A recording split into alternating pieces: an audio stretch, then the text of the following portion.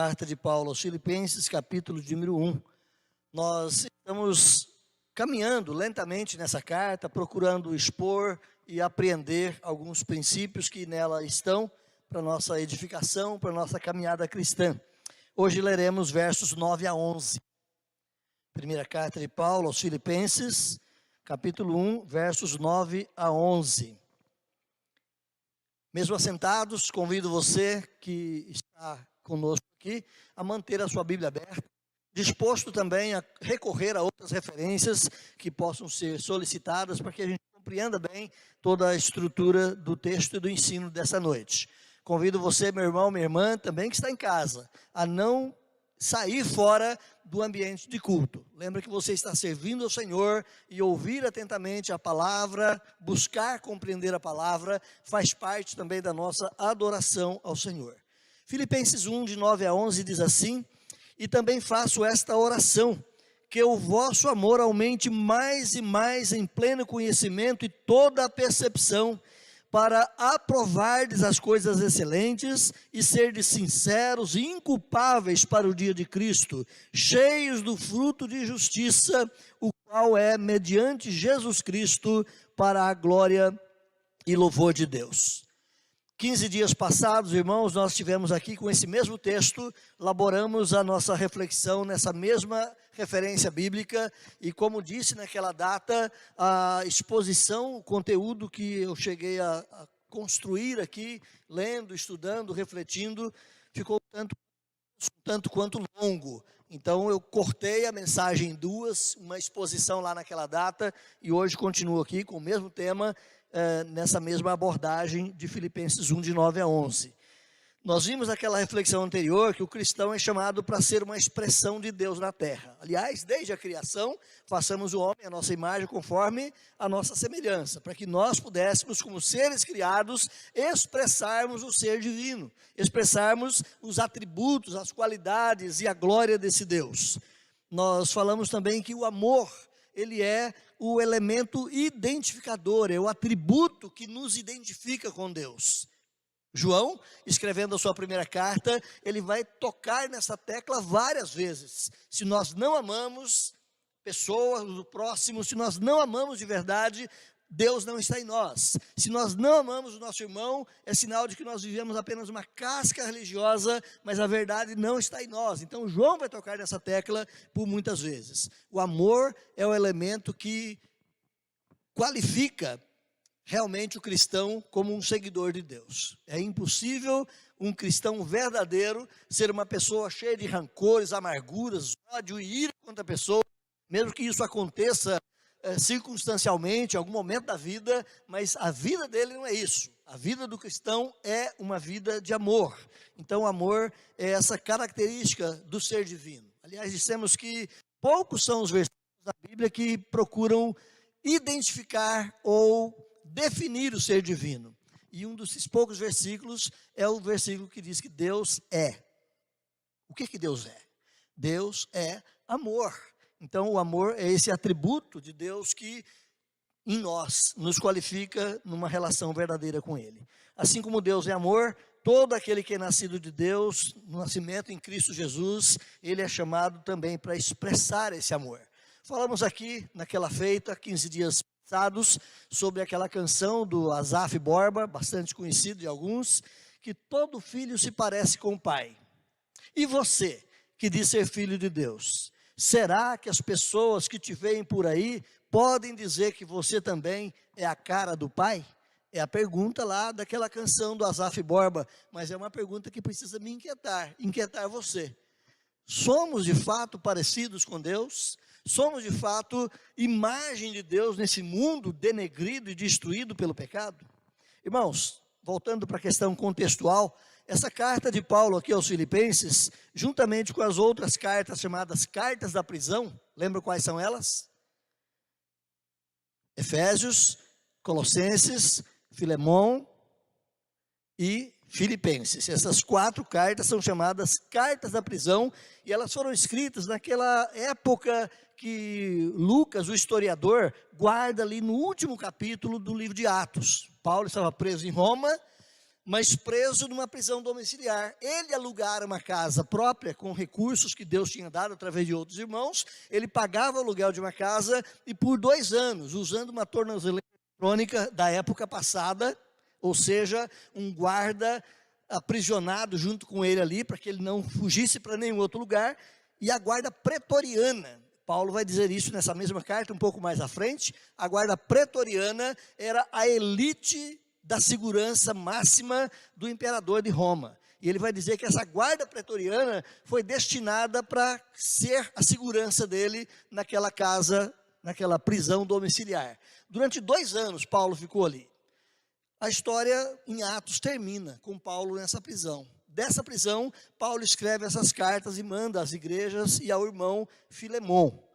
Mas, possivelmente, pelas circunstâncias além do registro bíblico, nós vamos descobrir que Paulo foi solto.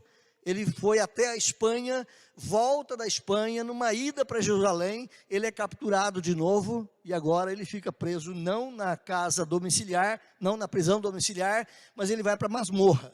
E lá na masmorra ele passa um tempo, não sabemos exatamente quanto tempo ali, e dali ele sai para ter a sua cabeça decepada por um brutamonte de um soldado. Essa carta, escrita para Filipenses, é uma carta emblemática. É uma carta que ela não traz em si nem uma corrigenda, ela não traz em si nem um puxão de orelha, ela não traz em si correções fortes para a igreja, mas é uma igreja acalentadora, animadora, acolhedora, que supriu Paulo nas suas dificuldades, e Paulo escreve essa carta com um coração transbordante de amor pelos irmãos. Essa carta foi escrita por volta do ano 61 a 62, na época cristã. Na oração de Paulo, meus irmãos, aqui pelos Filipenses, você pode olhar o versículo 3, ele começa a dizer que eu dou graças a Deus por tudo que recordo de vós, faço isso com alegria, versículo 4, suplicando por todos vós em todas as minhas orações. Mas ele não expôs aqui o conteúdo da sua oração, apenas disse que estava orando. Do versículo 9 ao versículo 11, você percebe um conteúdo da oração de Paulo. Então, a sua oração é esta, e ele vai dizer isso, faço também esta oração. Ele propõe o que ele ora nos versículos 9 a 11. Então nós já tínhamos compartilhado que o desejo de Paulo é que o amor que os irmãos filipenses tinham aumentasse mais e mais, e que isso os tornasse sensíveis, perceptíveis às realidades cristãs, para que eles pudessem, versículo 10, aprovar as coisas excelentes, experimentar realidades tremendas na vivência com Deus. Então eu quero continuar hoje a partir daqui, versículo 11, dizendo que, versículo 10 ainda, e versículo 11, dizendo que o nosso tema é frutos do amor abundante na vida do eleito. Frutos do amor abundante na vida do eleito. Naquela primeira parte lá, 15 dias passados, eu falei que o amor abundante e viçoso é o princípio básico da vivência cristã. Todo crente tem amor. Ele recebe o amor, não apenas porque é um amor natural de toda a humanidade, é bom que a gente volte a esse ponto. Todo ser humano tem uma pitada de amor natural na vida dele. Até o pior bandido, que ele vai na sua zona de guerra e chacina ali alguém, ele volta para casa depois de um tempo, abraça a sua criancinha, beija a sua esposa e diz que as ama. E ama mesmo, porque o amor é algo nativo, é algo natural, é algo próprio da existência humana, porque quando Deus nos criou lá no Éden, em nossos primeiros pais, Ele dotou o ser humano com atributos e qualidades que eram próprias de Deus. E Deus é amor, e dotou o ser humano com amor. Então todo ser humano ama, em alguma medida. O pecado estraçalhou esse amor na nossa vida. Então o nosso amor hoje, fora da graça de Deus, é um amor doente. O ser humano comum, fora de Cristo, ele ama, mas tem um amor doentio. Em nome do amor, ele mata a esposa por ciúme. Em nome do amor, ele mata uma criança. Em nome do amor, ele faz coisas translocadas. Não é? É um amor enfermiço, um amor doentio. Mas quando a pessoa se converte a Cristo, de fato, a Bíblia diz que o amor de Deus é derramado em nosso coração através da ação do Espírito Santo. Então, todo crente tem uma dose maior do amor, uma amplidão maior do amor do que qualquer outro circunstante que ainda não tenha experimentado a graça de Deus. Então, o amor abundante e viçoso é esse princípio básico da vida cristã. Todo cristão recebe essa carga maior do amor, é o amor ágape, o amor puro de Deus, e ele pode amar em demasia, ele pode amar mais do que o outro. Por isso Paulo diz aqui, eu faço essa oração, que o vosso amor, o amor que já existe em vocês, aumente mais e mais. Mas disse também naquela feita que o amor abundante e viçoso, ele produz excelência espiritual. É porque o cristão tem esse amor, exercita esse amor, pratica esse amor, ele se torna mais afeito e mais afeto a Deus, mais próximo de Deus. Quanto mais exercitamos o amor, mais nos identificamos com Deus, mais nós amamos também a Deus ao amarmos as suas criaturas. Eu quero continuar hoje então, primeira proposição dessa noite, dizendo que o amor abundante e viçoso, ele produz integridade pessoal. O amor viçoso e abundante na vida do crente, ele produz integridade pessoal. O amor, como dissemos, é a base geradora dos frutos na vida do crente. Alguém já comentou aquele texto lá de Gálatas capítulo 5, versos 22 em diante? E quando Paulo fala ali que o fruto do amor é, lembra disso? Ele não fala, os frutos do amor são, e discorre 9 elementos. Ele fala, o fruto do amor é, singular, amor. Desculpe, o fruto do Espírito, melhor dizendo. O fruto do Espírito é amor. As outras características que você tem ali na frente, de acordo com alguns comentaristas, são desdobramentos, não é? O fruto do amor, o fruto do Espírito é amor, alegria, porque você ama, você tem alegria. O fruto do amor, o fruto do Espírito é amor, porque você ama, você tem paz. O fruto do Espírito é amor, porque você tem amor, você tem longanimidade, benignidade e daí por diante. O fruto do Espírito é amor. Aquele que realmente está em Cristo, ele é recheado de forma especial com esse amor de Deus.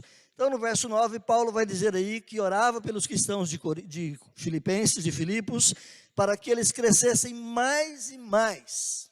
Nós já dissemos que o verbo crescer, naquela oportunidade passada, o próprio verbo crescer ali, ele já implementa uma ideia de um avanço contínuo.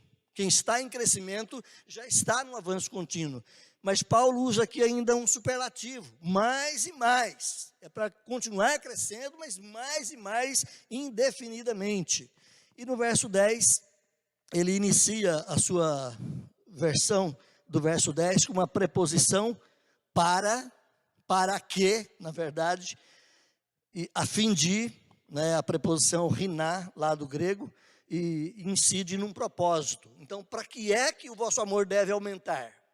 Para que, versículo 10, vocês possam aprovar as coisas excelentes, para que vocês possam ser sinceros e inculpáveis, para que vocês possam ser cheios do fruto da justiça, e daí por diante. Então, essa preposição, ela indica um propósito, uma finalidade a ser alcançada. Aqui na versão atualizada, diz a fim de, né? A fim de serem puros e irrepreensíveis, ou sinceros e inculpáveis, também é a expressão que você encontra aí no versículo 10. Irmãos, a integridade do eleito de Deus, ela é apresentada aqui por Paulo através de 2 adjetivos que lá no grego nos ajudam a compreender essa ideia. Ele vai usar aqui o adjetivo eilikrenes, lá do grego, que é um vocábulo formado por 2 palavrinhas, e juntas elas formam esse sentido. A palavrinha primeira eile, e essa palavrinha é a ideia de calor, de luz, e krinos, que significa examinar, né? Então, quando você faz uma crítica, ela tem a derivação dessa palavrinha krinos também, e é fazer uma crítica analítica, é você observar as coisas. Então, o eleikrenes, quando Paulo diz aqui, sejais sinceros, é a ideia de você ser translúcido, transparente e estar examinado sob a luz, de tal maneira que quem te vê não tem pontos escuros na sua vida. Quem te vê sabe quem você é. Então, ser de sinceros, Paulo usa aqui. Então, figurativamente aqui, é a expressão sem mistura, sinceridade. Na língua portuguesa, o nosso adjetivo sincero vem da nossa língua mãe, que é o latim, e é a palavrinha também, sincero, com U no final aí, sincero, que significa sem mistura, não adulterado, aquilo que é puro. John MacArthur, um teólogo e comentador da nossa época, ele diz que os negociantes respeitáveis muitas vezes carimbavam seus produtos com uma palavrinha sine cera, dizendo sem cera, não tem mistura que atrapalhe a composição desse produto, ou seja, ele é um produto com selo de qualidade. Vamos exemplificar rapidamente aqui de outra forma. Imagine aqueles vasos bonitos de cerâmica chinesa, com aquelas pinturas maravilhosas, mas quando eles terminam de fazer o vaso, ainda antes da pintura, talvez uma pedrinha ou um raminho de raiz ficou no meio da massa, e quando leva ao forno para cozer aquele vaso, aquele lugar esturrica, trinca, quebra, fica feio. Mas eles vão perder o vaso? Então, o chinês daquela época era tão esperto quanto o da nossa, né? O chinês lixava aquele lugarzinho, passava cera, betumava bem aquele lugar e pintava por cima, ninguém via nada. Mas com o passar de um ano, dois, algum tempo na exposição, na casa dos ricões da época, a cera ia perdendo a sua consistência e ali ficava o defeito. Então, os compradores de vasos lá dos chineses, eles passaram a, no momento da compra, fazer uma grande fogueira ali próximo à praia e os vasos eram passados ali no fogo, próximo ao fogo, porque se tiver cera, vai derreter. Nós queremos um vaso sem cera. Então, ideologicamente, diz que a raiz da palavra sem cera vem dessa historieta que nós queremos um produto de qualidade, um produto sem cera. O teor da pureza na vida do eleito, meus irmãos, indica que ele é uma pessoa sem mistura, sem cera. Não podemos ser, no dizer de Jesus Cristo, hipócritas, crentes de fachada, que apresentam uma fachada bela, bonita, quem olha por fora, bela viola, mas quem vê por dentro, pão bolorento, como diz o adágio. Então, o cristão tem que ser, de fato, um cristão íntegro. Aquilo que ele é aqui dentro da igreja, na hora da adoração, ele precisa ser também no dia a dia, em casa, na família, na rua, no trabalho. Nós não podemos ser duas pessoas diferentes ao mesmo tempo. A segunda palavra que Paulo vai usar aqui, como um adjetivo também, é a palavra inculpável, que você tem no versículo 10. A palavrinha lá no grego é a proskopoi, e significa sem tropeço, sem ofensa. Aquela pessoa que vive sem qualquer coisa que o difame, qualquer coisa que o torne digno de ser acusado de uma maneira que o denigra.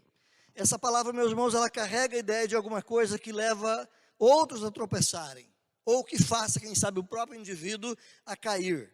É a pessoa que não carrega culpa de ter caído ou de ter feito outras pessoas caírem. Então é isso que Paulo expressa aqui nessa palavrinha, aproskopoi, inculpáveis. O Dr. Ralph Martin, um comentarista exegeta cristão, ele diz o seguinte, que a chamada aos filipenses é para que eles fossem sinceros e inculpáveis simultaneamente. Ao mesmo tempo, os dois adjetivos complementando a vida desses cristãos.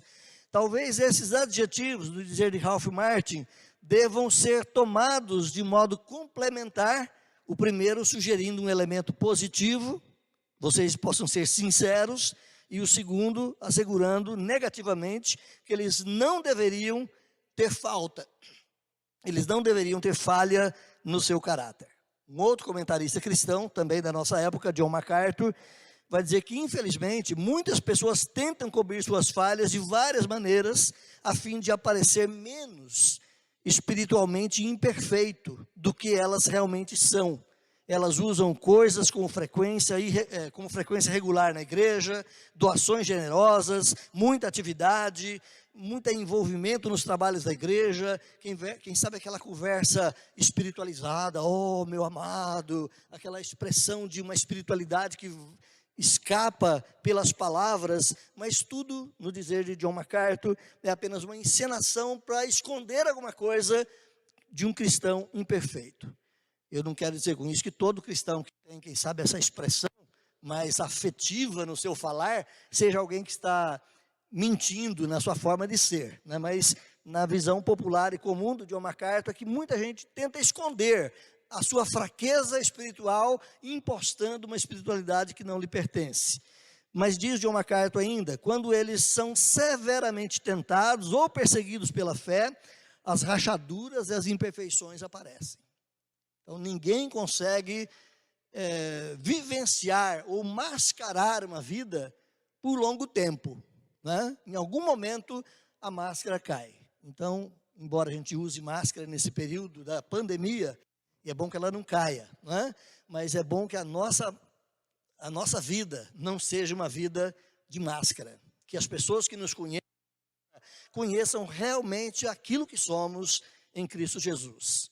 Então você, meu irmão, irmã, que é um eleito de Deus, alcançado pela graça salvadora, o que produz essa integridade pessoal na sua vida não é o ativismo religioso. Não é você fazer parte de todos os ministérios e ações da igreja que te faz um crente melhor. Mas é o amor. Esse amor abundante que Deus já derramou no seu coração, que precisa ser exercitado e vivido cada dia mais e mais, como diz Paulo aqui, que ele cresça mais e mais na sua verdadeira relação com Deus e com o próximo. Quem não tem uma relação verdadeira com Deus, a relação com o próximo, em algum momento, vai começar a aparentar enferma. Segunda coisa que eu quero trazer aqui na nossa reflexão de hoje, é que o amor abundante e viçoso produz verdadeiras obras. Olha o que Paulo diz no versículo 11, cheios do fruto de justiça. Então, meus irmãos, o amor divino produz excelência espiritual e ele produz integridade na vida do crente, mas ele produz também boas obras. O crente é uma pessoa de boas obras. Às vezes, dado o contexto social, religioso que nós vivemos no Brasil, nós pensamos que boas obras é o quê? É fazer uma cesta básica e entregar para o pobre. E às vezes nós nos limitamos a uma ideia de boas obras apenas no conceito de doar alguma coisa. Mas boas obras, irmãos, na Escritura, é toda obediência à palavra de Deus. Se você ora por alguém, Deus conta isso como uma boa obra. Se você tem um desejo sincero de abençoar alguém, mesmo que isso ainda não tenha sido concluído, aquilo é uma boa obra. Se você tem uma resposta branda no momento de furor, é uma boa obra. Então, nós temos que implementar a concepção da Escritura para a ideia de boa obra. Por isso, Paulo diz que nós somos cheios do fruto de justiça. E essa palavrinha, fruto da justiça, aqui em Paulo, pode ser aplicada em dois sentidos também na nossa vida, sem de alguma maneira, ter qualquer espécie de prejuízo teológico. Primeiro, ela deve ser entendida na justiça, que é trazida na linguagem de Paulo, como a justiça forense, a justiça de Deus. Deus já aplicou a justiça na sua vida quando Cristo Jesus morreu em seu lugar.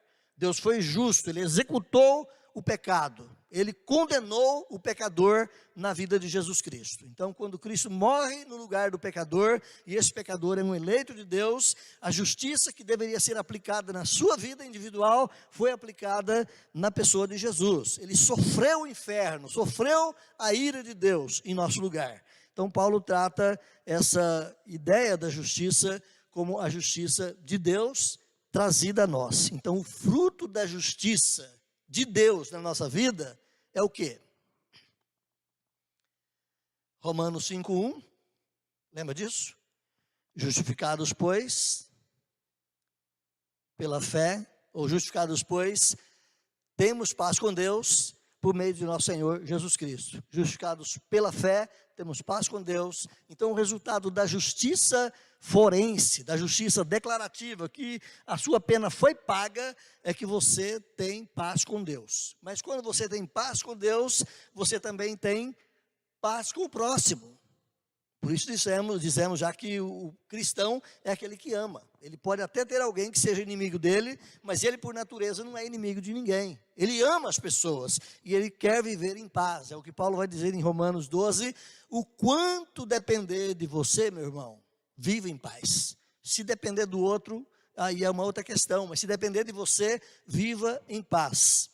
O texto lá de Isaías 32:17 diz que o efeito da justiça será a paz e o fruto da justiça, repouso e segurança.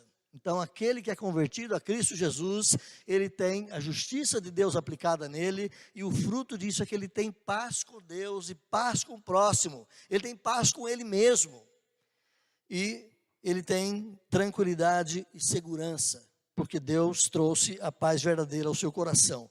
Efésios 2,14, a primeira parte do versículo, Paulo diz que ele, Jesus, é a nossa paz. Ele que promove a paz em nosso coração, e não é à toa que ele recebe também lá em Isaías o nome de Príncipe da Paz. Ele é o Deus da paz. Romanos 5,1, como já dissemos, justificados mediante a fé, temos paz com Deus por meio de Jesus. Então esse é um aspecto que Paulo traz para nós aqui, nessa ideia do fruto da justiça, para que vocês sejam cheios do fruto da justiça. Uma pessoa cheia do fruto da justiça, nesse primeiro sentido, forense e declarativo, de que Deus já puniu o pecado na sua vida, aplicando a pena em Cristo Jesus, e que você está livre da condenação, é que você é uma pessoa segura. Não é? Não importa a circunstância dessa vida, não importa as tribulações que cheguem, não importa se mesmo a morte bater na sua porta hoje. Você é aquela pessoa que está segura, porque sabe que a sua conta está paga, sabe que o seu lugar com Deus está garantido, sabe que a sua vida eterna está provida. Então o crente é aquele que não tem o pavor da morte. Claro que cada vez que a morte mostra as asas para o nosso lado, a gente fica às vezes um pouco assustado, porque é uma coisa inédita. Ninguém de nós aqui ainda não experimentou a presença definitiva dessa característica aí da vida, que é morrer. Então, em alguma medida, isso nos sobressalta, mas o cristão, em última análise, ele vai encontrar o seu dia, e no dizer de um outro poema, ele vai dizer: vem doce morte. Vai ser tranquilo, não vai ser algo aterrador e assustador, mas é um encontro numa nova experiência da vida, onde a morte não nos assusta. Ele tem paz, porque Deus lhe garante a segurança. O segundo aspecto dessa ideia do fruto da justiça, conforme a maior parte dos comentaristas aqui preferem, então, trabalhar, tem relação com a vida ética, com a vida moral, com a vida real do convertido, e produz, então, nele esse fruto consistente de ser uma pessoa bem relacionada, de novo, com Deus, e uma pessoa bem relacionada com a vida. Então, o fruto da justiça é que você vive uma vida de temperança, uma vida equilibrada, uma vida onde você sente-se, de fato, encontrou a razão, encontrou o objetivo, encontrou o propósito da sua existência. Ralph Martin, comentando aqui essa ideia, vai dizer que ambas as interpretações, tanto a absolvição forense como a vida digna da profissão de fé do cristão, são importantes em vista do dia de Cristo, quando todos os segredos serão conhecidos e as vidas dos homens trazidas para o teste último perante o juízo final. Ou seja, tanto você ser liberto da sua condenação, quanto você aprender a viver em segurança com Deus, isso vai incidir lá no último dia. Você vai estar também tranquilo, seguro, porque aquele último dia não é um dia de medo para você. Pelo contrário, aquele último dia é um dia de tranquilidade. Você sabe que vai ouvir do Senhor naquele último dia o vinde, benditos de meu Pai. Não dependeu de mim, não dependeu dos meus esforços, não é resultado daquilo que eu fui, mas pela graça de Deus. O fruto da justiça de Deus na minha vida foi me garantir a entrada eterna no seu reino. Então Paulo, meus irmãos, ele ora nesse contexto aqui, nesse desejo de que os seus irmãos de Filipos vivam vidas que produzam uma colheita de qualidades morais, produza frutos reais na vida, vivendo de uma maneira correta, sendo fruto do Espírito, como nós propusemos antes, o qual possivelmente é singular, mas se desdobra em outras características ali, e na verdade é só possível mediante Jesus. Ou seja, quem consegue produzir ou ter na sua vida aqueles elementos de maneira perfeita e plena, é só quem é realmente convertido. Se você volta comigo no versículo, Gálatas 5, 22, 23, 9 características. O fruto do amor, o fruto do Espírito é amor. O fruto do Espírito é paz. O fruto do Espírito é bondade, benignidade, longanimidade, mansidão, domínio próprio. Né? A questão é, o não cristão também tem essas características? Existe um não cristão que seja uma pessoa que vive uma vida relativamente em paz com ele, com a vida e com outros? Sim. Existe um não cristão que experimente longanimidade, aquela paciência de aturar o outro que não aprende, que não muda o caminho, mas ele está ali sempre perseguindo a ideia de ajudar o próximo? Sim, também. Não é?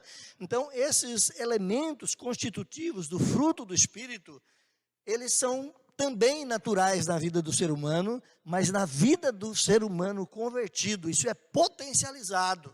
Isso tem que ser muito mais evidente, tem que ser muito mais visto na nossa vida, tem que ser muito mais perceptível na vida do cristão. Gálatas 5:22, Paulo diz: o fruto do Espírito é amor, alegria, paz, longanimidade, benignidade, bondade, fidelidade, mansidão, domínio próprio. Com essas coisas, ou contra essas coisas, não existe lei.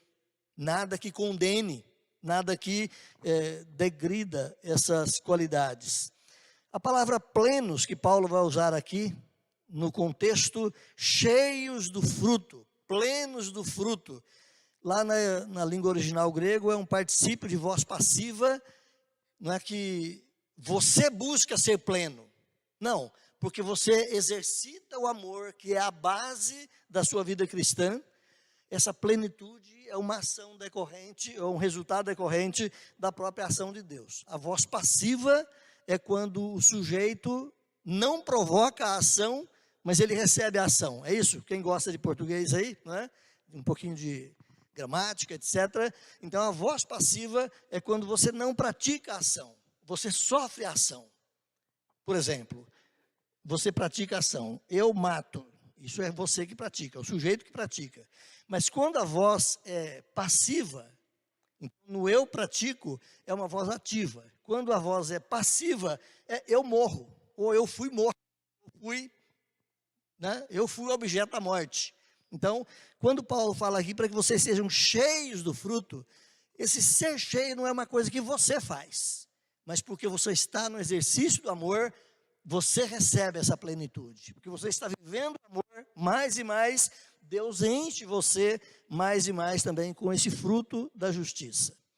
Então, é a ideia de sermos completos, mas pela ação do próprio Deus na nossa vida. A ênfase do verbo aqui, meus irmãos, então recai sobre a ideia de sermos cheios, de estarmos continuamente recebendo graça sobre graça, bênção sobre bênção do Senhor. Essa experiência do dia a dia, tendo a perfeição final da nossa vida como a experiência última que vai se concretizar lá também no último dia. E Paulo vai dizer que aqui, ainda no versículo 11, o qual é mediante Jesus Cristo. Então, esse fruto da justiça e essa plenitude da vida só é possível através de Jesus. Então, volta à cena.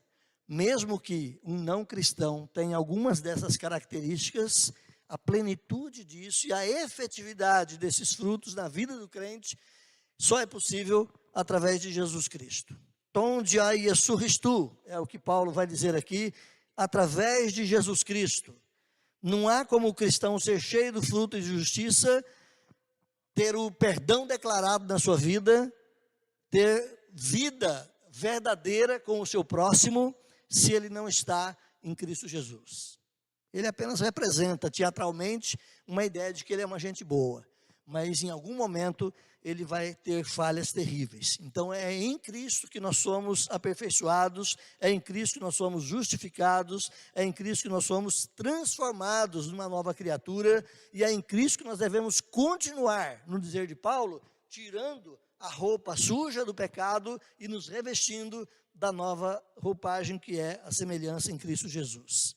Romanos 3:23, abre aí sua Bíblia, desculpe, versículo 24, Romanos 3:24, Paulo diz que sendo justificados gratuitamente por sua graça, mediante a redenção que há em Cristo Jesus. Essa justificação, essa declaração que você está perdoado, liberto da sua culpa, isso só acontece mediante a redenção que há em Cristo Jesus. Romanos 3:28, aí na sequência do seu texto, Paulo vai dizer: concluímos, pois, que o homem é justificado pela fé, independentemente de qualquer obra que ele faça, de qualquer obediência que ele consiga ter com os princípios de Deus.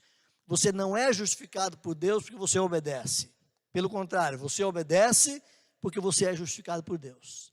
Você não é feito nova criatura porque você foi obediente, mas você se torna obediente porque você foi feito uma nova criatura. Então, é nessa perspectiva que Paulo nos dá aqui. E ainda no mesmo texto de Romanos, capítulo 3, versículos 21 e 23, Paulo diz assim, que agora sem lei, independente da força, da pressão, da capacidade da lei na vida do indivíduo, se manifestou a justiça de Deus, testemunhada pela lei e pelos profetas. Justiça de Deus mediante a fé em Cristo, para todos e sobre todos os que creem, porque não há distinção, todos pecaram e todos carecem da glória de Deus. Mas é mediante Cristo Jesus que o homem é justificado. É mediante Cristo Jesus que Deus bate ali o carimbo naquele indivíduo e diz, está pago. Lembra uma das últimas palavras de Jesus, lá na cruz? Tetelestai, está pago, está consumado. Colossenses capítulo 2, versículos 14 e 15, Paulo diz que todos os nossos delitos foram pregados com Jesus ali na cruz. Vamos trazer rapidamente aquela ilustração da prisão romana.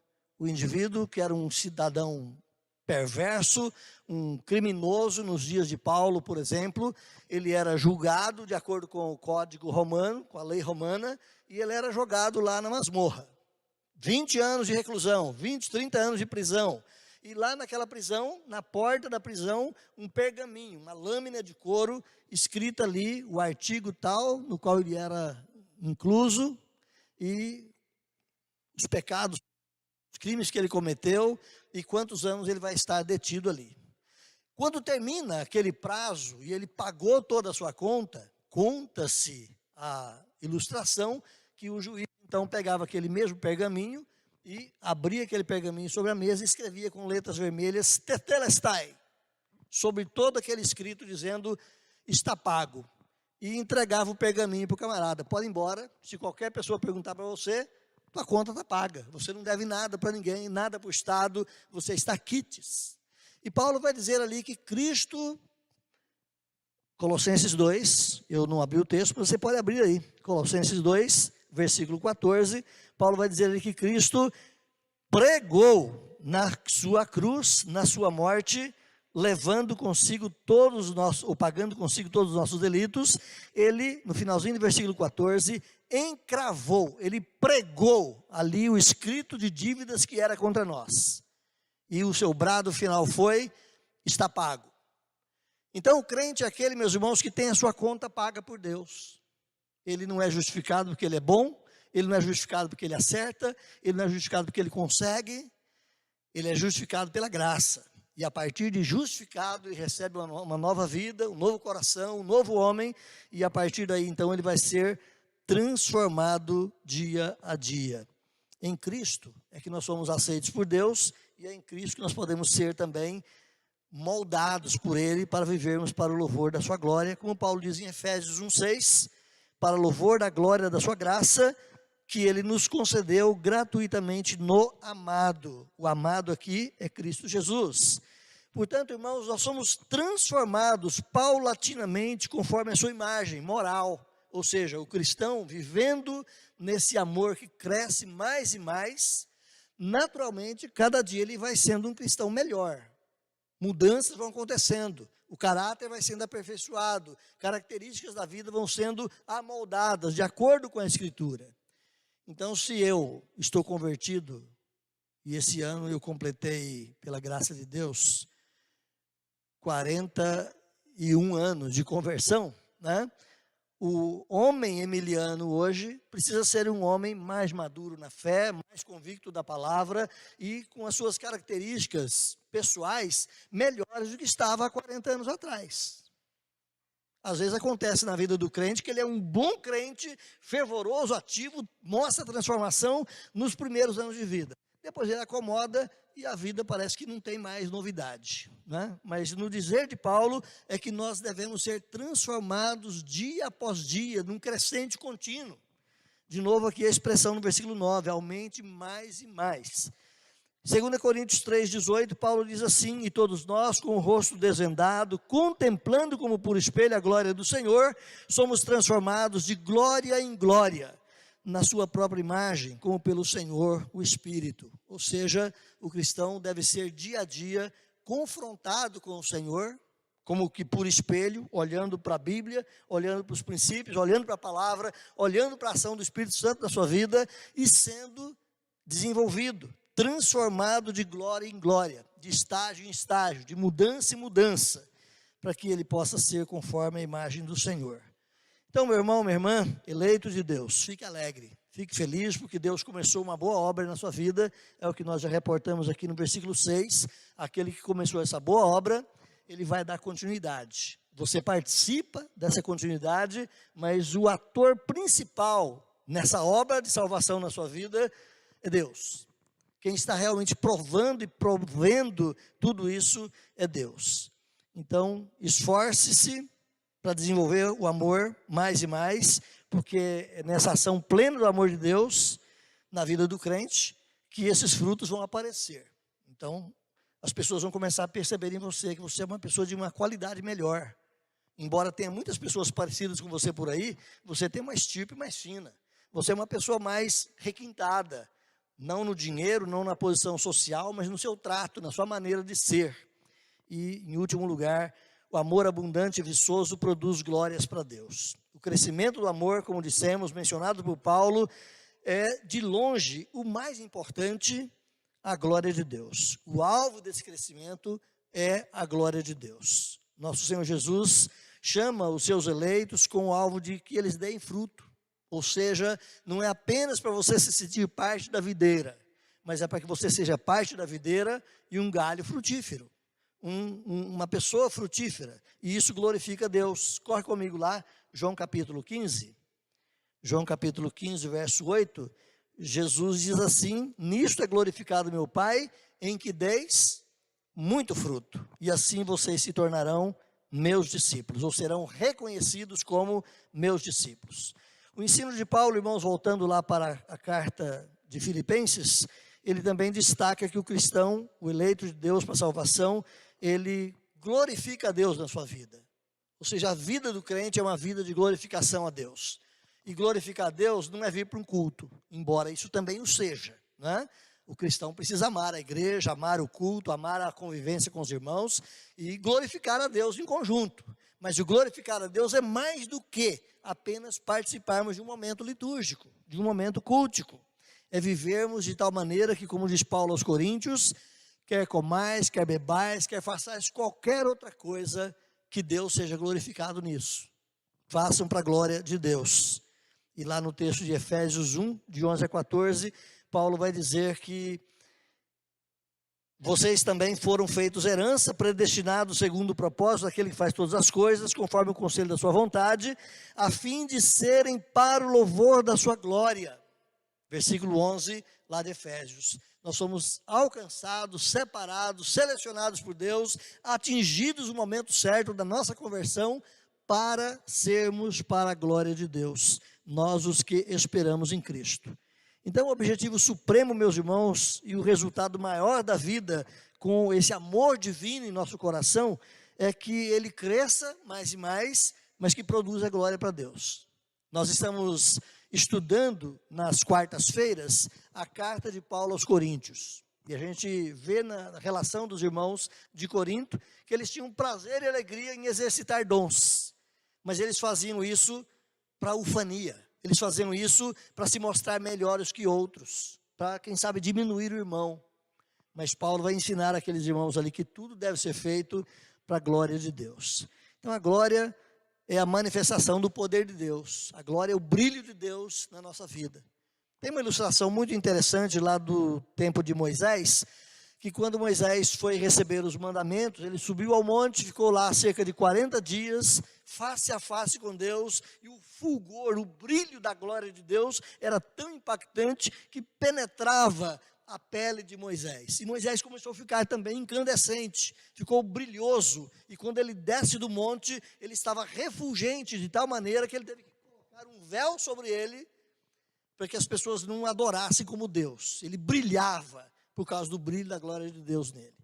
Bom, depois você lê lá o texto de Êxodo e percebe mais os detalhes ali, mas o que eu queria dizer para nós aqui também, quanto mais perante o Senhor, tanto mais a nossa vida deve brilhar.